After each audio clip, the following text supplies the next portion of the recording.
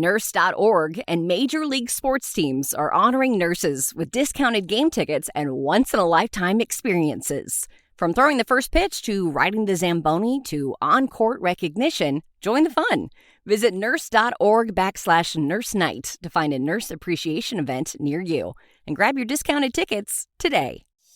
You're listening to Nurse Converse, presented by Nurse.org, a collaborative podcast amplifying diverse nurse voices. Get ready for a dose of inspiration, a sprinkle of education, and a whole lot of community. Hey guys, welcome back to another episode of Nurse Converse on Nurse.org. I'm your host, Jana Price, and I don't even know where to start today, to be honest. Usually I'm known for the nurse violence. I'm known to advocate for that, and I saw this story come across Nurse.org. Being a nurse and a journalist, I looked at it and said, oh, there might be some more of this story, and there's always two sides. And as I went and looked into what we're going to talk about today, this became something that has been on my mind for weeks now. And in the nursing community, you guys got to hear this. I don't know what else to say. This is something that is so multifaceted in the fact that it has the potential to affect nursing. It's affected this one nurse's life, but it has the potential to affect every nurse moving forward. Therefore, we have to talk about it. And so I've brought her on today. I have Joyce Fisher. She's joining us, as well as her attorney, Matt Luber. He's going to be filling in and answering some questions for us at the end, but I wanted to go ahead and bring her on and let her tell this story. Let me guys give you a little bit of a backdrop because some of you guys have seen it. Joyce was involved. She was a nurse at a hospital in New Jersey, Virtua, where she is a mother-baby nurse, and she has been a nurse for quite some time. And on this specific day, she caught a baby swap, and it was not on her shift. She came in, she caught the error after it had happened, and she reported it, and she was fired. So let that sink in. She caught the error. She was a part of the error, but she got fired. I have spoken with Joyce, and I'm going to let her tell her story. But first, Joyce, I want to introduce you. Thank you for coming on. Matt, thank you for coming on. And it's been an ordeal. I know this has been life-changing for you. I mean, how could it not be? And I want you to go ahead and tell us a little bit about you before we get into your story. How long have you been a nurse? How did you become a nurse? And let's go from there. Okay. Thank you so much for having me today and giving me the opportunity to tell a little bit about what I've been through. And hopefully this will resonate with other folks out there that are in the nursing industry, in the profession. I became a nurse in 2009, and I did my nursing career in med-surg briefly, and then I went into maternal child health, which was a desire of mine even before I became a nurse. I worked as a medical assistant in an OBGYN office, so I've always been very active in women's health and women's health issues. So I started my career at another healthcare organization in 2009, and I proceeded to work for that organization for quite some time, for several years. And in 2018, I went to go work for Virtua in their mother-baby department, in their mother-baby unit. They were one of the largest delivering hospitals in South Jersey. I have always loved maternal child health. It's always been such a fascinating field for me. To go into a little bit more of the situation that had occurred, if you want me to go into that now, I can do that. Let's do that. Okay. I wanted everybody to hear that you've been a nurse for a while. You know what you're doing. Yeah. This is not, yes. And not to say that new nurses don't, but we all know you've got some years and experience behind you. So this was nothing, you were doing what you needed to do. Mm-hmm. So let's start out. What happened? Walk us through your normal day of you got to work. Let's start here. Yeah, my shift was 7 to 7. So I clocked in and I got report from a nurse from night shift. And she had told me that my assignment would be 3 couplets. And that 2 of my couplets, the babies, were brought to the nurse's station throughout the shift because the parents had claimed that they were tired. So she said to me, I had the babies with me from about 2:30 until about 6 a.m. when I returned them to their mothers. Okay, I got finished getting report when the babies were last fed. different information about the parents and their things. So I went into the first room to say, hello, good morning. I'm going to be your nurse. This mom was prepared for discharge that day. So she was dressed and ready. And I said, oh, well, you look like you're ready to go, but we didn't have orders yet. So I said, let me go ahead and do your assessment, and did her assessment and proceeded to do the baby's vital signs. Since the baby was fussy and awake, I figured this is a great opportunity. Let me quick do her vital sign, his vital signs. And then mom said, he's really fussy. I think I'm going to feed him. That's fine. I continued to the next room to say, hello, my name is Joyce, put my name on the board. Carried on to the next room where that mother was actively nursing her baby. So I put my number on the board and I said, I'll be back to do your assessment and baby's assessment in a little bit. I just wanted to say good morning and hello, and that I'm going to be your nurse for the day. Well, that proceeded to, I was, documenting some things, getting my stuff together for my day. The shift had just began. And this was around 7:30. I saw those folks. And then I had an order for that first mother to go home. So I figured, since she's going to go home, I'm still waiting for a discharge for baby, but I'll get her some items to take home that we do.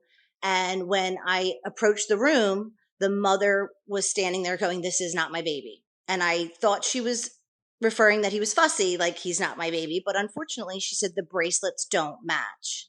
Now, you could have heard a pin drop when she said that. I have never experienced this in my entire career. And I said, what do you mean the bracelets don't match? And she's like this, and she was like so distraught and crying, and rightfully so. And here the baby that she was holding had bracelets that matched my other mother in the other room that was actively nursing an infant. And this mother was so distraught, and the father was there too. And they were like so upset. And I was so upset because I wasn't sure what to do. So I put the baby into the bassinet because the bassinet was marked with their correct last name. So the baby's bassinet matched the family. So when I got the baby to the nursery, I unwrapped him, unswaddled him, and sure enough, his bracelets did not match the identifier of his mother. And mom was hysterically crying, going, where's my baby? Where's my baby? You're right. Yeah, that's tough. So I immediately called for a nursing supervisor, my mother baby coordinator, and a pediatrician, because I knew that this baby had been breastfed prior to my coming to work. And I was kind of confused as to how did we have this mix up? How did this even happen? And especially since these babies were returned to their moms at 6 a.m. Right. And it is our policy and practice that when anytime we separate a mom and a baby, we do a bracelet check. Absolutely. So I was under the assumption that that bracelet check had taken place at 6 a.m. upon return to their rooms. As policy and procedure stated, right. Yes. And that was what we always did. If we took a baby out of the room for circumcision, when we returned the baby to mom, we did a bracelet check that we were returning the correct baby. And the fact that I did the baby's vital signs with mom standing there, there was no reason for me to think at any point that this baby was not hers. Right. It was in her room, in a crib, identified as the same last name as mom. Right. But the bracelets on the baby did not match. So then I had to go to the other room and retrieve that infant to make sure that was her baby, the correct baby. So when I verified bracelets and I looked, I could see that this baby belonged to mom. And I had to return the other baby to the other mother and explain. What I brought with me was supervisor and pediatrician that explained that there had been a misidentification of the newborns. And unfortunately, there was a policy that because both babies had been breastfed by the wrong mothers, which in itself is traumatic, we implemented immediately the breast milk mismanagement policy. That was the first time I've heard of said policy because I've never experienced this in my career. Right. So we quickly ordered the labs for the parents. We ordered the labs on the infants. That way mom nor baby were exposed to any communicable diseases through the breastfeeding process. So once all that was cleared, thankfully, both babies and moms were not impacted by any communicable diseases, which was great. And that first family did eventually go home and were discharged that day. No babies. The babies were not in harm. They were never, everybody was safe at the time. Nope. In fact, the timeline, basically the babies were in the incorrect cribs in the wrong room for approximately about 2 hours. Okay. An hour prior before I got there was when the babies were returned. I didn't even start my shift till 7. Okay. Yeah. Joyce, I want to ask a question here because let's go back just a little bit. You weren't there, so you can only speak based on, maybe some history you heard. When they took the babies out of the room, where did the babies go? They went with the nurse that was caring for them at the time. They call it the nursery, but we technically do not have a transitional nursery. We are a baby-friendly facility, and our goal is to never separate our moms and babies for more than 1 hour and 24. Okay. So there was the beginnings of some breakdown of things there. That you're not supposed to separate them for more than an hour. That's your policy, or that's what you. Well, that's what's the recommendations of baby friendly is that we try not to separate our moms and babies. So they were separated and they went into a quote unquote nursery, but correct me if I'm wrong, this was not an actual nursery. It's more of a stabilization room with a CPR, with a, like a code cart for infants or a warmer. Sometimes hearing tests are done in this area. Different things are performed in this area, but it's not really, it's called the nursery, but it's not a traditional where you would have a baby go for the night, because that's a thing of the past. Right. That's not what current trends are doing. Right. We don't separate because we're a baby friendly facility. Okay. So that's our first question is, where did these babies go? I wanted to clear that up because I know where this is going, and I think it's just so important. So I want you to continue to walk us through that day. So when this all had transpired, both families were extremely upset. They definitely wanted to have leadership come speak to them. They were definitely speaking litigation. There was definitely going to be some blowback for this never ever event. And I was aware of that. And I was supporting these families as best I could to get them through it and putting in place all the things. I was extremely upset and trying to, do all this as quickly as I could, having never done this in my entire career. I was kind of like a fish out of water. So luckily we got all the things done. And, I texted my managers, my director. I let her know what had happened. And she's like, you just calm down. You didn't do anything wrong. I'm like, well, I'm just upset because this isn't the level of care we give our patients. And it is not the level of care we give our patients. I worked with some of the greatest nurses and providers at this facility. So this was not a normal activity. Like this was tough. So I stayed on. I know my mother baby coordinator was like, why don't you go home today? You seem really upset. I'm like, I'm not leaving because these folks, I am the one nurse that they are trusting during this event. I am not leaving them. I am staying with them. It was my weekend to work. I'm back tomorrow again. I want to continue to care for these folks. And the one family did resume care from another nurse because that was the direction of the supervisor.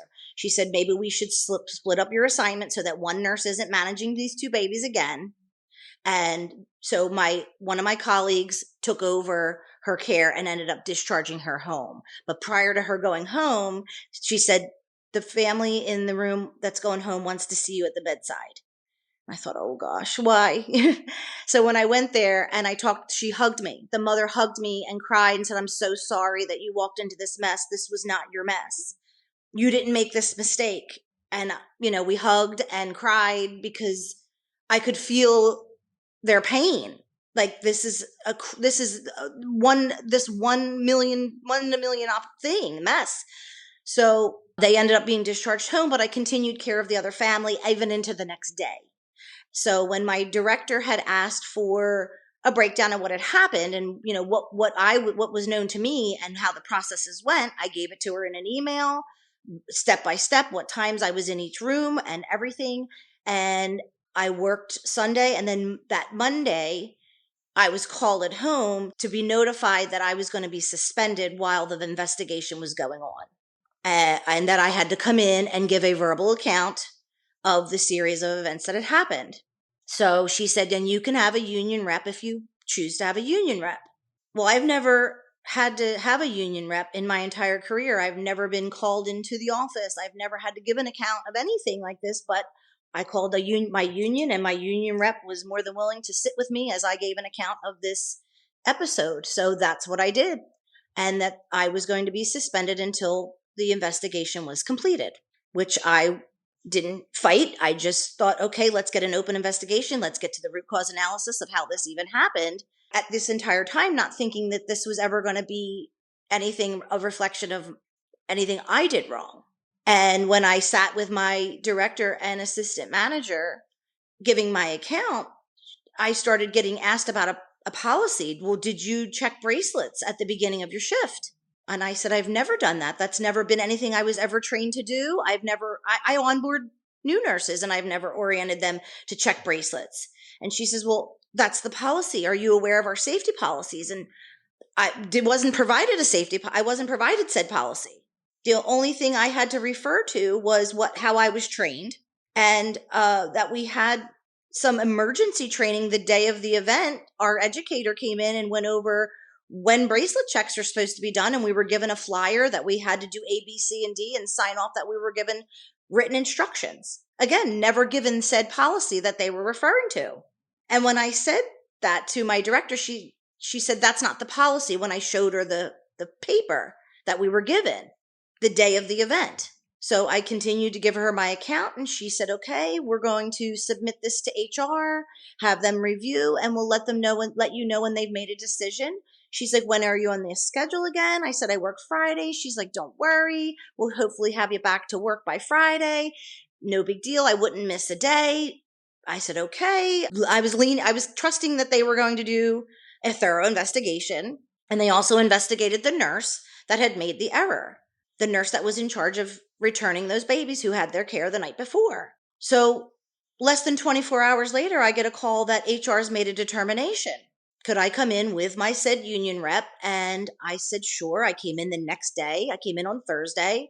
I gave my account on Tuesday. HR made a determination on Wednesday. And by Thursday, I went in to meet.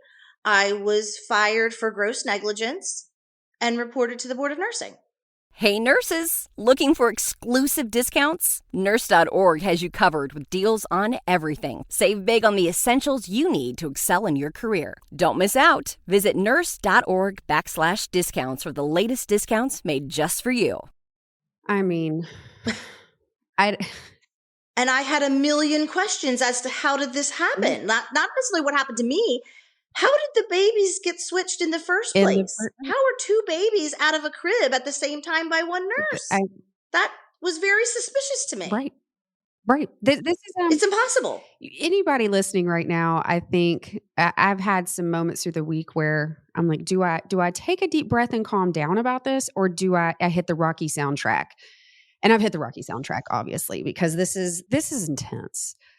Basically, from everything you've said, and guys listening, especially new nurses, but the more experienced nurses, you're going to stop and think, put yourself in Joyce's shoes. You have gone to work. You're getting report. And I'm not a mother baby nurse, but this applies to anybody. You go in on any unit, and let's just say it's even, you find out, you get report, and then you go in and you find out maybe a wrong med was hanging. Maybe, something was done wrong. And the other nurse had done that. And you go to report it, and you are terminated. You're terminated for reporting something safety that you had absolutely nothing to do with. What this is going to do, it's going to set the precedent. This sets the precedent that now nurses can't speak up for safety. Joyce, you spoke up out of safety for those families. You did what was right. You did what you were supposed to do when you caught it. And now I think about the fear. Who's going to go to work now? They're going to remember, wait a second, I've caught somebody else, and we all make mistakes. It's human to err. I've done a whole episode where a nurse accidentally killed a patient from making a med error, and she was not fired. She was brought in to talk about root cause analysis. She was they learned from the experience, but yet you're coming and they say, absolutely not. We're going to fire you. And you didn't even make the error. So this is why it's so important for this story to get out and for people to understand that you did the right thing. So that's what I want to ask. Has there been a root cause analysis that you're aware of? I have no idea. And I think too, the reason why I've been so adamant about this situation and this case and root cause analysis is in my previous career at another organization, I was in leadership. I was an assistant manager of labor and delivery and mother baby. I have also been a nurse in child protective services. I have been a supervisor. I have in child protective services. I've managed OB practices in my career since 2009. So I'm not a new nurse. I think that the whole point of this was we never got to the root of how it happened in the first place. There's been no investigation to any of the nurses that worked that night and that day. They have not even spoken to the nurse that resumed care of that one couplet that day. I spoke with her to say, did anybody talk to you? She said, I haven't heard a word since. It's October now. And this was in July. Like, no investigation's been done. There's only been retaliation against myself and the nurse that made the error.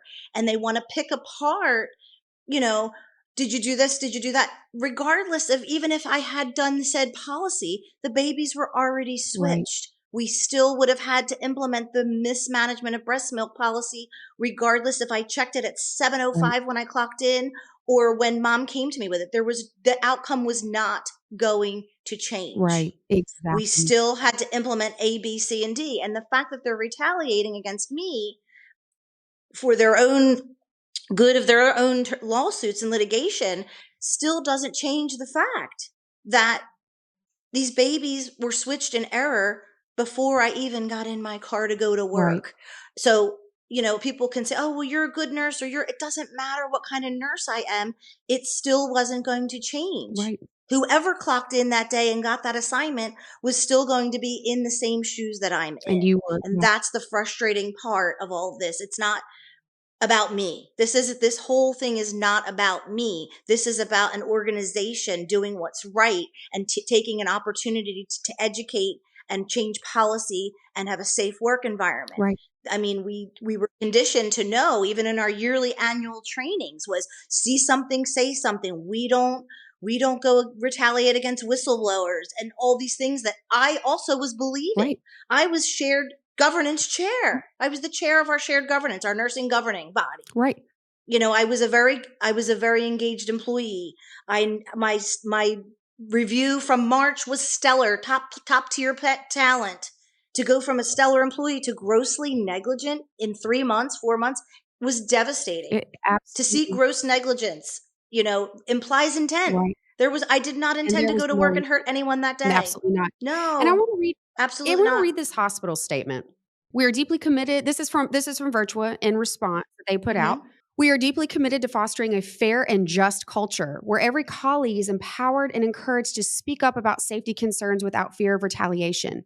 Reporting incidents that may impact the safety of our patients or colleagues is both supported and expected as part of our shared responsibility to uphold the highest standards of care.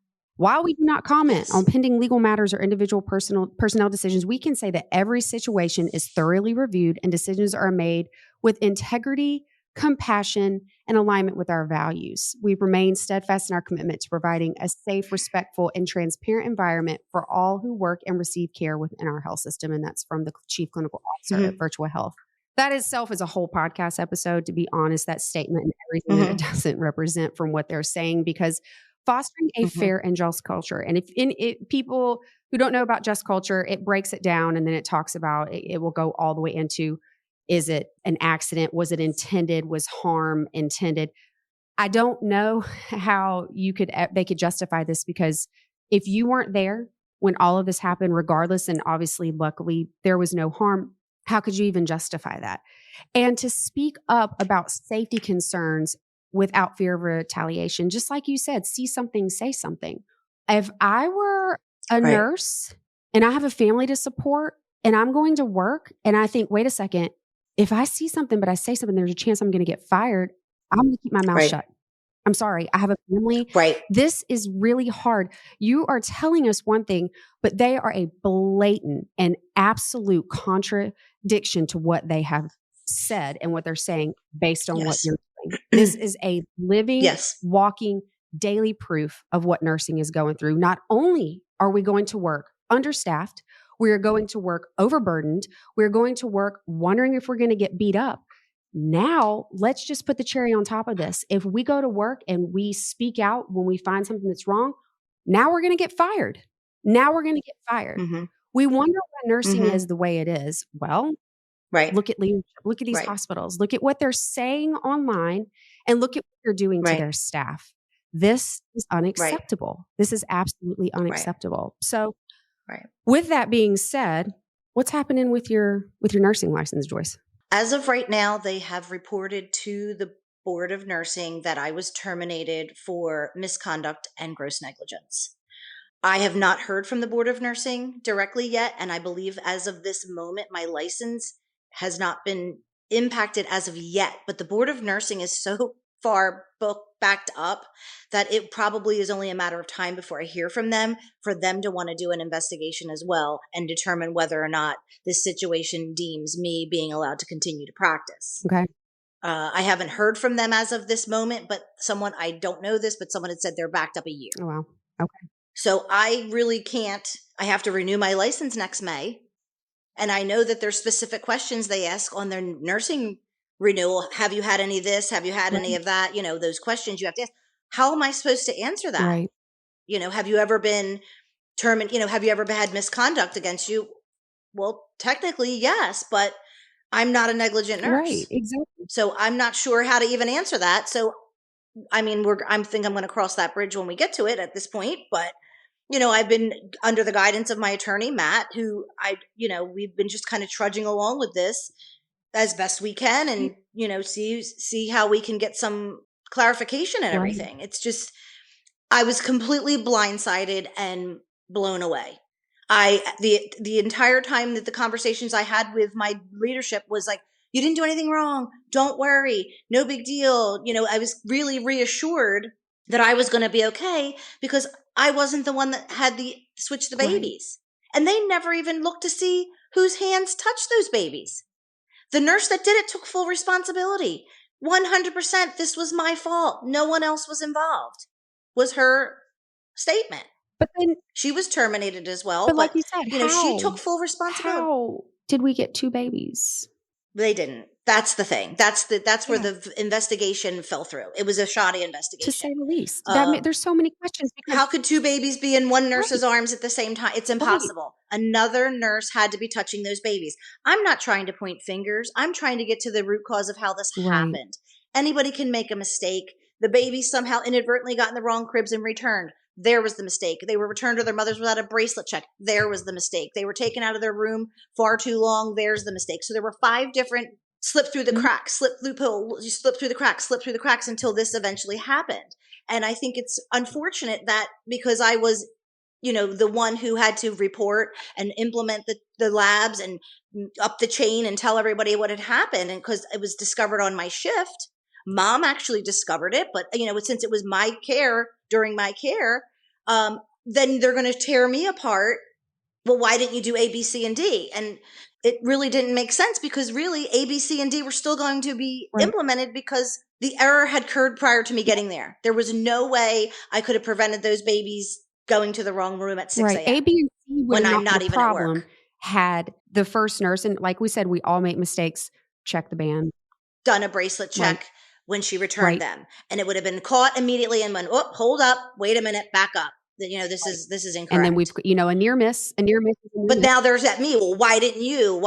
I'm like, well, wait. Why would I go into a baby-friendly facility where a baby's in a mom's room in a crib that says mom and be like, are you sure this is your baby? Like with mom standing right next to me. Can you imagine the precedent that would set? That's not a precedent that hospital wants either. So it's absolutely not. Absolutely not. You were made the scapegoat. I mean, they need to point some fingers. They need to do something. Right. And unfortunately, this is so detrimental on such a bigger scale of nursing because this does so much damage to an innocent person and to the people in nursing. And I've been doing my research as I've looked into this, and I have just within my line of work, I know a lot of nurses, and I may or may have spoken to some other baby nurses, may or may have been at Virtua or not at some point in their career. And let me just go ahead and tell you, no nurse in mother baby has ever said that they do a bracelet check when you go in on a report or just like that. Now they did see, and it aligns with JCO's National Safety Patient Goals, checking when the baby, the 2 patient identifiers when they come or when they leave the room. When they have a procedure, all of those things align. They align with everything that you're saying, but I have yet to find where JCO says anything I've yet to find a policy for any hospital. And I've yet to speak to a mother baby nurse who says, yes, every morning we unswaddle all the babies that are sleeping quietly. And every night, too. And we wake them up and we check everybody, and we say, okay, at 7:30 in the morning. And then come on, give me a break. So they said it's policy, but were you ever given the policy? Have you seen that policy? I have not. I was not given the policy at the time I gave my accounts. I was not given the policy at the time that they gave me my termination. I have not even seen the actual write-up of my accounts when I said what had happened and what was actually submitted to HR for their review. I've never seen. They did not give me a copy of, here, this was your attestation. Is this correct? I've never gotten an opportunity to see that. So I don't know what was given to HR on my behalf of my accounts. I have not seen that. All I have is that I was terminated for a policy. And when we talk about this bracelet check at the beginning and end of a shift, this wasn't necessarily something that just wasn't done at Virtua. I worked 10 years at another facility in Mother Baby as well that we did not do this because we didn't separate our babies. Right. If baby's in with mom's room, you're assuming that's her baby. Yeah, that is absolutely insane that they actually think that they're going to come up with a policy now when there's not a single policy in existence that says what they are saying. So with that being said, this is, Matt, where I know the nurses and who are listening now, what's next? If, God forbid, another nurse find themselves in Joyce's position, or maybe they have, legally, what are we looking at? What do nurses need to do? Tell us a little bit, about what you can about what's going on with Joyce, how you're representing her, where legally she stands in her rights, and let nurses know, what are we supposed to do if we find ourselves in this situation? Sure. Well, I want to first thank you for doing this, because the more attention that this gets, it's going to make a difference for Joyce, certainly, and it's going to make a difference for nurses at Virtua and nurses everywhere. In terms of just a call to action, if you know something about what happened on the events and that Joyce is speaking about, certainly reach out to us, reach out to Virtua, reach out to the nursing board, any nursing organization that may have some input on that. That certainly could help Joyce and help get to the bottom of what happened here and how we can do better. From my perspective, and we are in active litigation with the hospital, we have brought a wrongful termination suit on Joyce's behalf. She doesn't have a choice. This is existential for her, right? They've not only have terminated her employment, they've reported her to the nursing board and have accused her of gross negligence. How is that going to look on future job applications and interviews? And so we're really fighting for her career here. And, from my perspective, the biggest takeaway from this is like what both of you have been talking about. Who is going to report something now? And to me, this stems more from a hospital unwilling to look itself in the mirror, sit down with its staff, its nurses, and say, how can we make sure this never happens again? What was the problem? And how do we fix it? I'm sure Joyce would love to be a part of that conversation, along with many other nurses at the hospital. But instead, they took what they view as the easier route, which is to say they did nothing wrong. There's nothing they could have done. They had all the policies and procedures, which you keep asking about it. We have not seen it yet. They've had every opportunity to give it to me, to give it to Joyce, this manufactured policy of doing a bracelet check at the time of report and shift change. We know to this day that doesn't occur at Virtua. At this very moment, it does not occur. So, instead of taking the opportunity to fix it, come up with a better policy, a better procedure to make sure that this never happens again, and that all nurses are trained to do exactly what Joyce did.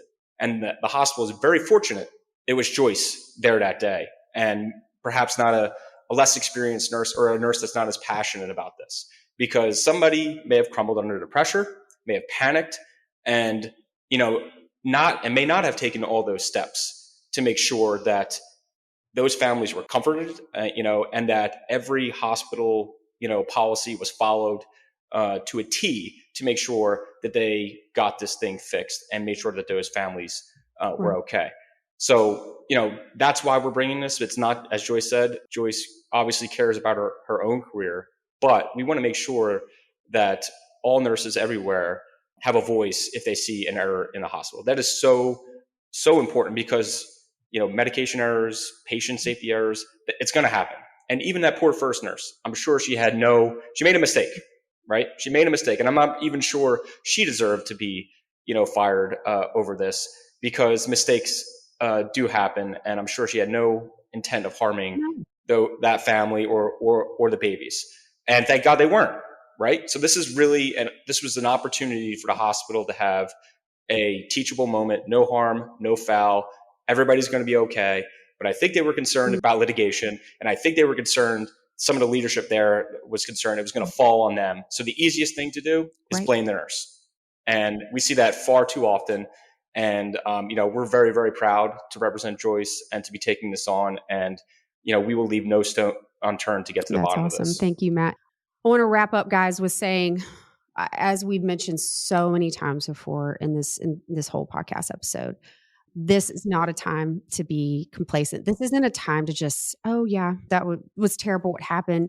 We have to get proactive, and we will have ways to do that. And just put yourself in Joyce's shoes. This could have easily been any of us. It might not be mother baby. It can be the ER. You simply go in and somebody's hung some Vaco, or maybe blood wasn't checked and you happen to be the one who goes in and the wrong blood was given and it's already kicked over to saline, and you figure it out and you let somebody know, and oh wait, hold on, sitting a little bit. Everybody who touched the blood is going to be fired, and you just happen to walk in and come in on shift. There are so many situations that this can happen, and it's not just mother baby. This is going to affect all nursing.